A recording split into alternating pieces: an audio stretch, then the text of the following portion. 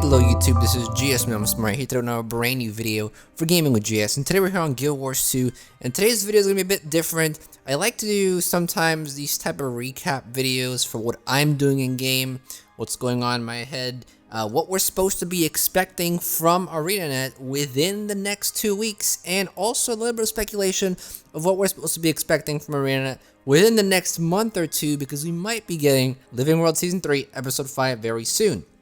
I also want to give you a quick rundown of some of the accomplishments that I've made in game this past 2 weeks, some of the goals that I've completed. Maybe you can share your goals as well, and if you see some goals that I've completed that you may not have completed, maybe give you some insight of some things that you could do in game, or if you share some of your goals in the comments section, I'll see what you're doing. Maybe I can go for some of those goals too, because the game is very big, and I don't know everything about it. You may not know everything about it, so we'll run through that a little bit, and then I also want to share with you 15 of the best did you know facts that I've compiled from the February giveaway. If you were not here for that giveaway, we had a giveaway where we gave away 400 gems, 100 gold, and we gave away a scepter skin. So that was, I don't know, roughly around 400 gold given away there maybe. And one of the requirements for you to enter was, or for you to get an entry, was to leave a did you know fact. Now, some of you left some really good did you know facts. Some of you were really lazy and didn't leave anything really valuable. So a bit disappointed there. But those of you who did leave some good Guild Wars 2 did you know facts, I've compiled a list of all the good did you know facts relating to Guild Wars 2 in the document. I'll leave the link to that in the description. But I'm also going to share with you the best 15 do you know facts that I thought were really cool, were really awesome. Some of them are things about lore, some of them are things about secrets in game, bugs and glitches that may be really cool. Some of them are tips on how to play the game better, tips for beginners and veterans. Some of them are Easter eggs towards other games I didn't even know about. A lot of cool stuff I found out from some of these did you know facts. And I really want to thank you guys for participating, and for those of you who took it serious and left a real do you know fact, thank you very much. It means a lot. Some people just left comments like, did you know I only watched half the video? I'm like, wow, well gee, thanks. So there was always that small percentage of people, well, not even small, but I think like 60% of you left a really good do you know fact, and the other 40% just left random stuff, which I don't really know what the point of that was. But I made sure that it reflected the giveaway result. So anyway, that's what we have planned for the video today. Hopefully you'll enjoy it. It's gonna be a bit more of a conversational video. So if you want to minimize this video and play Guild Wars 2 or do your homework or continue working or whatever you're doing in the background, you can do so. Maybe you'll find this interesting, entertaining, helpful, informative. So let's go and get started. First of all, I want to touch on what we can expect from ArenaNet within the next 2 months or so. Now, Super Adventure Box is supposed to be right around the corner. Right around April time, we always get, or we have gotten last year and the previous years, except for before last year's year. It's kind of confusing, but there was a year or two that they skipped Super Adventure Box and they didn't bring it back. But last year we had Super Adventure Box, and if you were around the channel last year, I made a lot of videos on Super Adventure Box because I love Super Adventure Box. It's basically like a mixture of a puzzle style, Minecraft style, Super Mario mixture, Zelda mixture. It's really cool. I love this festival. It's not even a festival. It's called like an in-game event. I love it. If it's any festival slash event slash activity in-game that I've spent the most amount of time in, it's Super Adventure Box. And a lot of you who are veterans to the game also can agree with me. This is one of the best activities they have in-game, mainly because there are so many challenges. It's not just some festival where you go in and you do a few events and then you're done, you get rewards. No, this is a event where you are challenged. You have a lot of different modes and different missions that you can do, and it's really fun. I have a whole video explaining it, and when the time comes that this is released, I'll link to it, and I'll also give you a quick rundown of the new stuff they added to the game. But Super Adventure Box is supposed to be here March 29th. That's my guess. They didn't release anything this week Wednesday, even though this week Wednesday was supposed to be a patch, but they didn't release anything. So my guess is that next week Wednesday, which is the 29th, which is only like, what, 4 days, no, not 4 days, like 5 days away, I think, Super Adventure Box might be dropping. If it's not next week, they're probably going to release on April 5th. So, one of those 2 weeks, we're going to get Super Adventure Box. That's for sure coming. They've already confirmed that it is coming. They haven't given a date yet, but it's going to be one of those Wednesdays. The other thing we might be getting, and my guess is that Super Adventure Box is probably going to last 3/4, maybe the full month of April, maybe 3/4 of April. And my guess is that if they're not going to release World 3, because World 3 is still not released in Super Adventure Box World. We have 3 worlds in the zone, but you can't access the 3rd world. There are no rumors or leaks that World 3 is going to be released. No one knows if it's going to be released. If ArenaNet is just going to copy and paste last year's Super Adventure Box to this year's Super Adventure Box, then it gives them a lot of time, and it would have given them a lot of time since the last PvP patch, which also wasn't that huge. It would have given them a lot of time to work on Living World Season 3 Episode 5.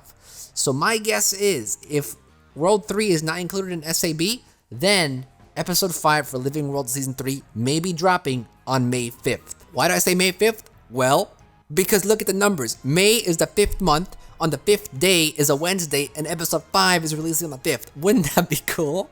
Maybe this is just some type of weird conspiracy I've come up with, but it would make sense because if you think about it, when did we get Head of the Snake? I think we got it like maybe a month and a half or maybe even 2 months ago.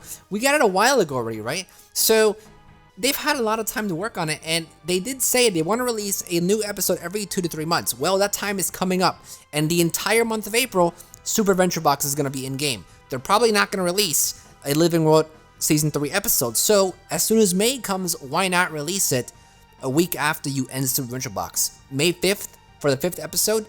I think it's going to happen. It might happen. This is all speculation though, and it may be accurate, but we can definitely expect Super Adventure Box and Episode 5 of Living World Season 3 to come within the next month or two. Within the next 2 months, basically, because Episode 5 won't come until May. So I'm very excited for both of them. I'm very excited for SAB because it's a great festival/event, and I'm very excited for the next episode in Living World Season 3, mainly because we're finally going to get to find out who is impersonating Lazarus, but also what will the next place be that we go to. It's always very exciting to see where Arena is taking us next in their giant world. I mean, you would never think that we'd be going to the Woodland Cascades ever, because it's nowhere near to any map that we've discovered. But they're not afraid to go the distance to a remote area, such as the Fire Island chain. We went down there already. That was a remote place, but we went there, and then went to the Woodland Cascades for a raid, so I wouldn't be surprised if they go to another far-off remote area that we've never seen before, and it'd be really cool. So very excited to see what map we go to next. And if you have any speculations, any guesses, any thoughts for yourself where you might think we're going, leave it in the comments section below. So that's what we're expecting to get from ArenaNet within the next 2 months, I would say. Now I want to go a little bit over some of the things I've accomplished in-game. I felt like I've accomplished more in-game the past 2 weeks or so than I've completed in the past 2 months. And maybe this is because finally all the work I've been putting into it has been paid off, and now I can share with you. And I made some pretty good progress. For one, my account has finally reached 10,000 achievement points, and it took me a while to get there. In fact, I was at 9,500 in that range for a long time. But now with the recent addition of some of the PvP achievements for all the different maps, I pretty much played PvP a lot, and I've gotten a lot of those achievements. It really boosted me up. So if you're looking for some easy achievement points, go ahead and do PvP. There's a lot of achievements you can get from completing matches in all different types of maps. They now have achievements for every map in PvP, much like they have for the newer maps. I also got a lot of the achievement points from that one video I did about the easiest ways to get mastery points in Tyria. A lot of these are insights, a lot of these are adventures, and while you're also getting the mastery point for your character, you're also getting a lot of achievement points through doing those as well. So when I made that video, I accumulated a lot of achievement points also. So if you're looking for easy achievement points, go do some of the insights, go do some of the adventures as well, because they can add up to a lot. I love the achievement point system mainly because it's a reward system that actually gives you some pretty good stuff. I got 400 gems, and I think I got like 15, 20 gold as well from getting 10,000 achievement points. And I'm going to be using that 400 gems either for a future giveaway, or I'm going to be using it for an outfit that I want to buy for my ranger, which I'll get a little bit more in detail to in a bit in the video. But a lot of rewards you can get from these achievement point chests. I think at 5,000, 10,000, 15,000, you get gems and gold, yes, but you also get some pretty cool things such as bonuses for gold and experience that can boost your gold and experience find. You can get some pretty cool skins as well that are very unique to achievement only. You get laurels, and you just get a lot of cool stuff from these achievement chests, not to mention that you can possibly even get bonus karma and bonus makeover kits all the makeover kits that I have, I think I have like 3 or 4 makeover kits, all of them I've gotten from the achievement chests. So you can get some pretty cool stuff from them, and I encourage you to do them because this is a system that a lot of people may not care about, but the rewards you can get from it, there are rewards in it. The next big goal that I finally accomplished is, yes, I made a video on it last time, the last video I made, which unfortunately was like 5 days ago, and sorry about that. I had a test yesterday and I had to study for it prior to that, so that's why I'm getting around to making a video just today. But I finally got to gold.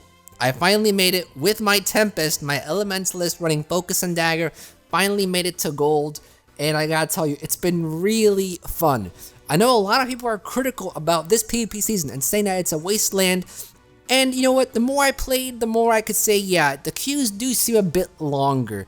Last video I said that the queues, or it wasn't last video, but one of the previous videos I said that I didn't really see a difference in queues, but I've been playing so much more PvP in the past week that I can really see a difference. The queues are a bit longer, and it does kind of suck, but it's still so much fun to play, especially there are so many close games. Now with the near victory bonus pips that you get, I mean, sure, you lose some of your points towards the next rank, but you still feel a little bit, you still feel rewarded even if it's a close game, even if you lose. So I thought that was a really cool change that they made with the near victory pip gain. I've won 36 out of the 58 games that I've played. I think it's like an average of a 60, 61, 62% win rate there, which I think is the highest win rate I've ever had. The last 10 games that I've played, I've won 9 of them, which has really boosted my rating to get to gold. And all I've been playing really is Elementalist using Dagger and Focus for my Tempest. All I've really been playing, and it's been working so well for me. If you're curious to the build that I'm using, I do have a video on it, and I'll link to it right now on screen with a card. Also leave a link in the description. It's a very good build. It's a very Elementalist build. I think it's very close to the meta build as well. I feel like the video is a bit out of date because sometimes I am switching between the Ice Aura and the Aftershock Aura, and at other times I am switching between the new Elite Specialization Elite skill, Rebound, and I'm also switching sometimes to Tornado. Sometimes I'm also switching the last trait in my water to either clear conditions or give auras depending on what team comps are going against. So maybe I'll do a little video on that, I'm not really sure yet.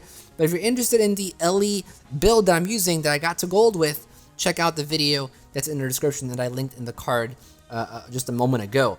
So it's been really fun. The only thing I've been doing really apart from Ellie is switching to my Guardian Dragon Hunter, using my traps and my bow if the team needed more damage. And for those of you who don't have the expansion or feel like a Tempest and feel like you can't play Tempest because you don't have the expansion, well, I've learned that Staff is still very viable. At times I would forget to switch to my Dagger and Focus and I'd accidentally play with my Staff, but I would still do very well with it. I mean, if you stay far away and just drop meteors and drop your Fire 2 and, you know, use your air wisely to stun people and to knock them out of the circle, it's really fun to play, and there's still some viability to the old Staff build. So if you're someone who's skeptical to play PvP because you don't have the expansion pack Heart of Thorns, don't be, because you can still play a lot of good games and still do very good playing on LE Staff, and it's probably true for the other classes as well. So that's just something I've learned and I figured out. Obviously, everyone's going to have a different opinion. Those of you playing at a much higher ranks than I am will probably disagree because Staff really is inferior to Dagger and Focus, I feel like, but it's still a fairly good build to get some work done and rank up the ladder. I think it's still very possible. So I think Staff build is great, and you can still use it as much as you'd like to do so. So that's one of the other achievements that I've made. I finally got gold. Very proud of it. That was my goal for the season, and now I'm just gonna be PvPing, you know, every day, maybe once or twice for the daily, and try to get plat. You know, I don't know if I can get to plat. I might be able to. We still have a whole month to go, so we'll see what happens. I might be able to get the plat. And now thinking about it, doesn't the PvP season end on May 5th also? Wouldn't it be weird if PvP season ends on May 5th and then they release the episode 5 for Living World Season 3? Heck, now that even connects and more, this could be really happening. We might get episode 5 on May 5th, I'm telling you. So, the other achievement that I've made, the other goal that I finally reached is gearing up my Guardian. Now, I love my Guardian. This is a class that I feel like I haven't paid too much attention to. I love the gameplay behind the Guardian. I just feel like I'm always going back to my Ellie because there's so much more of the game that needs damage rather than support. And I like playing my Guardian as a defensive support style character. That's how I like playing Guild Wars 2. I like to have a specific play style for each of my characters. I know some of you might disagree, and that's fine, but that's how I like to play. So for my Guardian, I've actually finally completed my outfit and completed my Ascended gear. Now the outfit that you're seeing looks really awesome. I have a type of gold mixed with a type of white for the colors, but what you're seeing is a mixture of Vigil gear, the Human Culture gear, and the Ardent Glorious Armor skin set. Now, most of these skins are very easy to get. The only ones that aren't easy to get is the Ardent Glorious Armor skin set, and the only reason why I have that is because very early on, when Guild Wars 2 was in its early days, if you made an account, and this might still be true, I'm not quite sure though, but in the early days, if you made an account, you would get a free skin. And I'm not sure how I got it. I think you might have had to sign up a certain way. I can't remember right now off the top of my head, but new characters and new accounts would get an opportunity to choose an armor skin. And my first character made, you'd be surprised, my first character ever made was a Guardian. Obviously that character is deleted now, and then I switched to making my Ellie. But when I made the account and made my character, I got an armor skin set box, and it gave you a random armor skin. Or I might have chosen it, but I got the Ardent Glorious Armor skin, and for the, I think it's for the boots and for the shoulder piece, you are seeing that skin set. Everything else is Vigil and Human Culture gear. So I'm really loving the way my Guardian looks. Let me know what you think. Do you think it looks cool? I love the sword on it too. The sword is actually an Ascended sword that is only craftable for a certain stat type. I think for me, I got it through a Magi sword. It has some weird requirement for you to get this sword. It's only for specific stat sets, and you have to do it through Ascended crafting, which was really annoying because the sad part was that I already had my sword crafted for Commander stat set, and I'm using Commander stats for this gear mainly because it gives me some damage, but still allows me to get Boon duration and still have some defense there. But I needed to craft 2 Ascended sword, which sucked really bad. But the only way to get the sword skin was to actually craft this very specific Ascended sword. So it took me like a good 40-50 G to actually make that. The interesting part about this Ascended crafting was that you had to get recipes off the trading post. And these recipes can be really expensive. Some of them are cost like 30 Gs just to buy the recipes. The only way you can get these recipes is from opening chests in Heart of Thorns, and you have a chance of getting the recipe from some of the chests you open. You can pick the recipe then, but a lot of times those are rare drops, and the recipes that everyone gets are super cheap on a trading post, and the recipes that no one gets are super expensive on a trading post. So that was my journey through there, but I finally got my Guardian done. An interesting fact about this build is that I can have perma swiftness. I have so much boon duration on my character that not only am I able to give a ton of boons to myself and my party and keep them up for a long time, but I can also have perma swiftness on this character, which makes it really cool. It makes it really easy to move around the map very quickly, and I really liked it about the build. So this is a very support-orientated build, but it does have some damage, so I can still sustain myself very well. I can still kill things fairly well, and I really wanted to make a boon type of Guardian which can give off a bunch of boons. I can give every boon in the game to my party and myself, and I think that's a really cool perk about this build, and I'm loving it. I haven't tested it out too much in gameplay yet, but I will be very soon. You might see more gameplay from this Guardian in the future videos. And the last piece of accomplishment and goal that I want to share with you is I finally have made progress on Chuka and Champwa. Now, the way I like to progress my characters, my Elementalist is basically done. I still have to get a few of the Fractal Infusions, but for the most part, my Elementalist character is geared out to the max that I want to gear it out to. And my Guardian is close to being geared out to the max. Next, I want to focus on my Ranger. One of the things I want to get for her is a Legendary Bow, Chuka and Champwa. Now, I've been collecting wood, and I've been collecting lots of wood. And I'm currently on part 2, and according to the wiki, you need like over 4,000 leather and over 7,000 elder wood. So I've been working on that. And I found out, and this is not a surprise, I made a gold video about this previously, but for those of you who still aren't sure about it and still feel like it's a waste of time, you can make some real good money just by taking 15-20 minutes out of your day, going to a map like Mount Maelstrom, running around and collecting wood. Some of the wood right now is selling for 4, 5, 6 silvers per log, and if you take 15-20 minutes out of your day to farm maps like Mount Maelstrom where you get hardwood, or you farm maps where you get seasoned wood, you can get like up to 100 wood per map and then sell that, and you can make easily 3, 4, 5 gold very easily. And obviously I didn't sell my wood because I need it for crafting, but there are a lot of great ways to make money in this game, and I feel like one of the ones that's underdone and not really paid attention to too much is gathering materials. Gathering wood, it can net you a lot of gold if you just farm the maps, run around with your axe and just chop down trees. It's very easy to do. And heck, this is a great way to even listen to these videos. I mean, if you're listening to one of my videos, get on Guild Wars 2 and farm some wood maybe, you know? That's a great way to mix the two things together. But in total though, I found out that the Chicken and Champwat requires 440 gold to get everything done for part 2. Luckily I have a lot of the materials already, so that cost is probably cut in half for me. But I am working on that. I've made some progress on it, and hopefully I can start gearing my ranger up and we can continue the Chicken and Champwat series on YouTube here where we left off last time. And the other thing I found out about the ranger, and pretty much about all medium class professions, is there are not enough skins for medium armor. There's not enough good looking skins for females at that, especially the leggings portion of the armor. I feel like every leggings portion for the females medium armor looks the same. I feel like they really need to make more medium skins.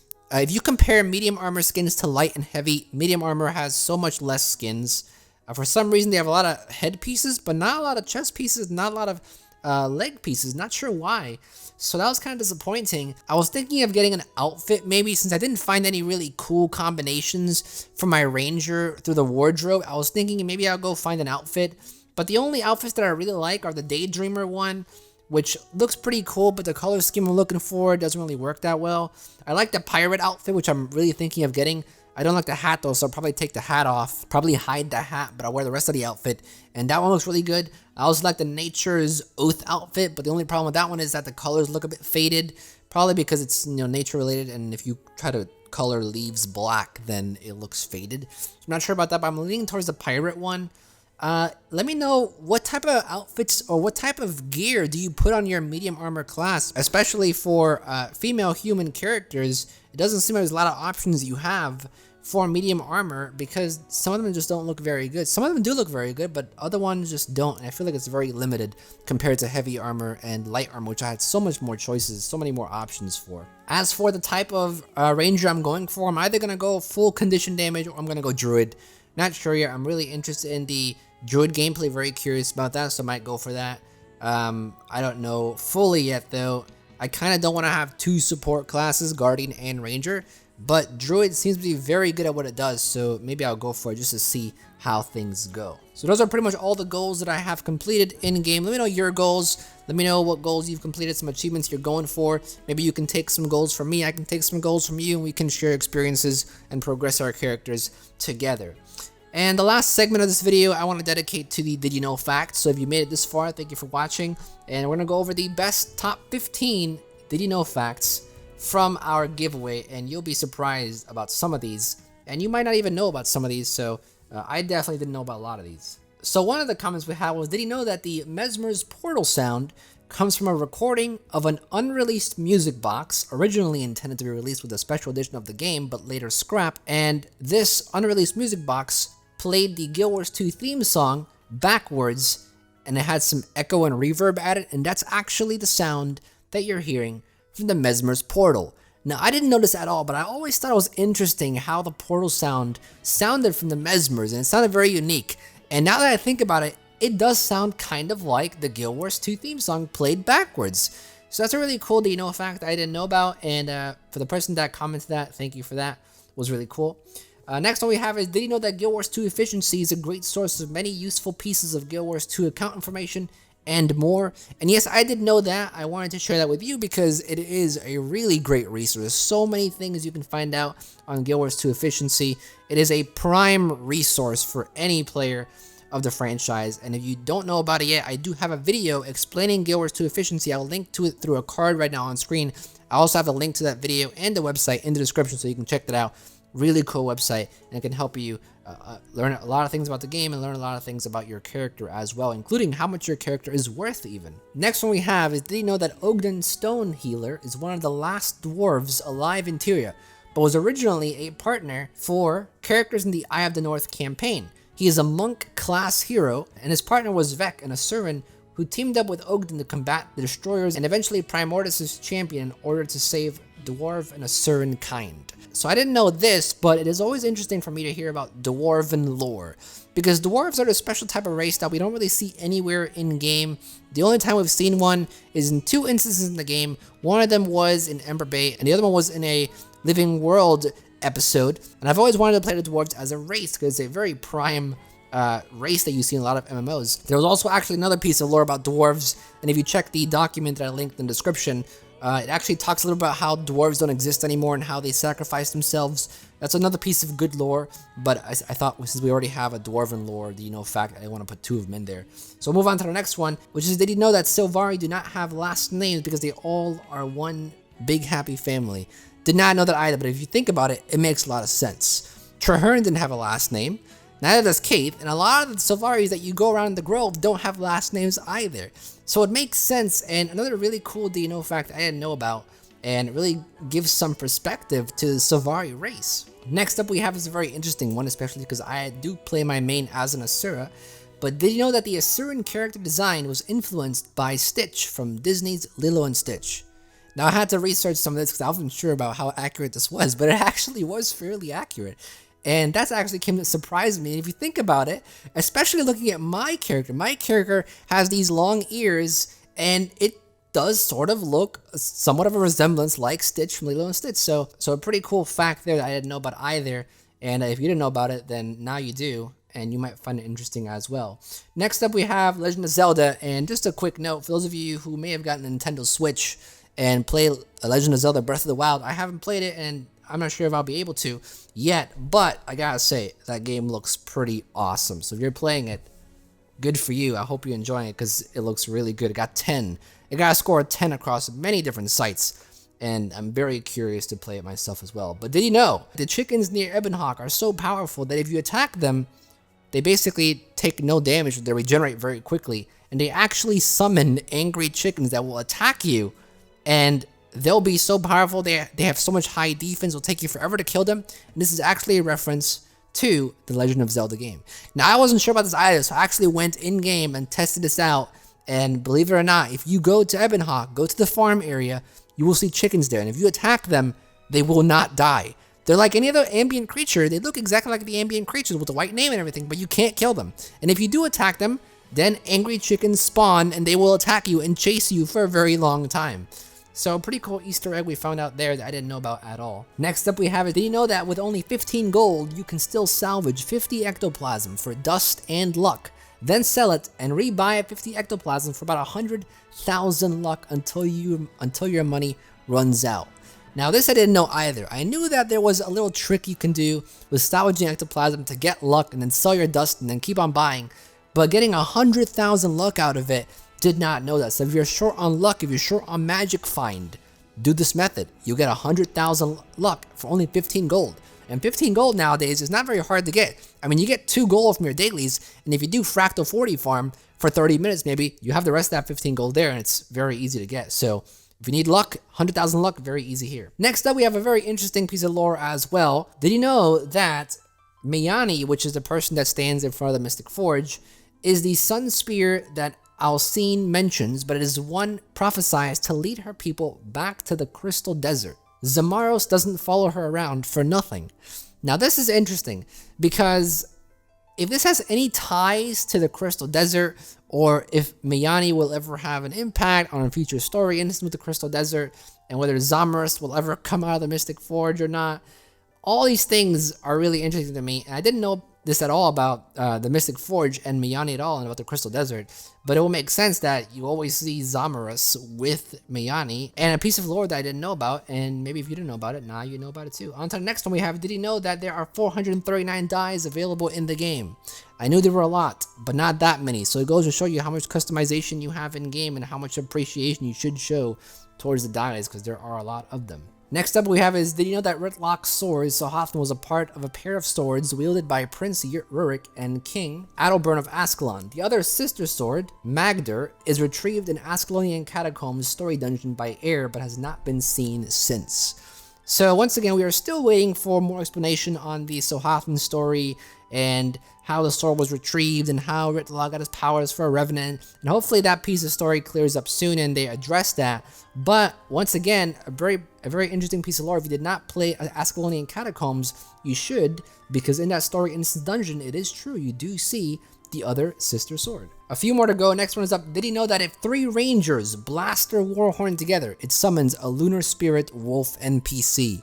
Once again, did not know that, but fairly cool that they actually add some piece of code to make that happen if you so happen to be so curious and use 3 rangers to blast their warhorns together. Next up, they know that the least popular character combination is female, Mesmer and Char. I sure didn't, but if I think about it, that makes sense. Did you know that you can have a character that is half the size of a mini by creating a small Asura and then consuming an endless miniature tonic? Now, I did know this mainly because I did it. I have a very small Asura, and when the miniature tonic came out for Lake Doric, I used it and I was super small. In fact, in some of my fractal runs, I tend to go super small, and some people will look at me and be like, how'd you get so small? Why are you so small? And I'm like, very miniature size. You are about the same size as your mini. You can even sometimes be half the size of your mini. It's really cool. One of my favorite tonics in the game if you're an Asura. If you're an Asura, it's a really fun tonic to use. We have 2 more to go. Did you know that ArenaNet was formed from many of the best former Blizzard employees? Once again, I did know that, and that's actually why we have such a great game, because World of Warcraft, no doubt, is a great game. It's been praised to be a great game, and obviously some people don't like it, some people get tired of it. I don't necessarily like it that much either, but on paper, and if you actually like the game and play it and put some time into it, is a very well done game. So I'm not really too surprised. That's why Guild Wars 2 is so great too, right? And the last piece of lore we have here is, do you know that although not a lot of things are known about the Tengu, so get ready for those of you who love things about Tengu, there's actually a pretty big fact. Someone either did some really good research on Tengu, or they played a lot of Guild Wars and read about Guild Wars a lot. They figured out so much about the Tengu. But here it is. The Tengu's belief, religion, or anything about the Tengu in that matter aren't very well known. But the old Canthan Tengus believed in an afterlife which they called the sky above the sky. They believed that once a Tengu died, their souls would fly to a heavenly realm if they upheld the 3 core virtues of their society, which was family, honor, and history. Since they value history and family, it could explain why they are very reclusive and isolationists. They are rumored to have some knowledge about the Elder Dragons that no one else knows, a piece of knowledge that could be very useful in combating the Elder Dragons. But they have value family, so rather than share and risk putting their family in danger, they keep the secret to themselves, for now at least. Now this gets me thinking, if the Tengu have all this knowledge about Elder Dragons and no one else knows about it, wouldn't this be a great way to incorporate the Tengu into storyline? Come on, everyone wants the Tengu as a race. This is a great way to incorporate it. ArenaNet, do it. Everyone knows that incorporating a race is going to be so much harder, which is why they're bringing out so many of these tonics that turn you into another race, even in combat, even walking around. So probably a long time before we see this happen. Maybe not even Guild Wars 2. Maybe in Guild Wars 3, if there is one. So those are pretty much all the Dino facts that I thought were really cool to share with you, and I thought were interesting and informative. Like I said, plenty more of them in the description. There's a link to the Google Doc there, and you'll be able to see the full list of ones that I compiled from your comments from the giveaway we had in February. So I think that's pretty much everything I want to cover today. Hopefully you enjoyed the video. Hopefully you were able to learn some things, maybe find some things interesting.